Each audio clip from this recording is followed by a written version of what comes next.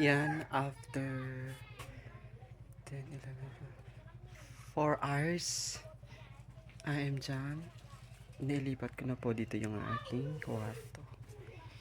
Yan. 4 na oras na paglilinis at paglilipat. This is my new kwarto. My new rooms. Napakaganda. Ayan, may lilinisan pa ako mamayang hapon. Yan, bali 2 na po yung aking windows. That's one and this one. And my view every day is like that.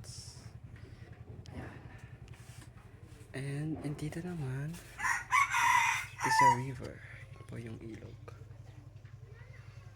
Yan yung view ko every morning. Yan. Bali dito, lalagyan ko pa yan ng wall. Tapos pipinturahan ko siya ng gray hanggang dyan. And ang planning na lagyan ng floor mat to. Yan. Lumiwanag siya kasi dati may yan, sarang yero. Yan, tinanggal ko na siya. Yan. Look at that, ang ganda. Yan. And it's my old room.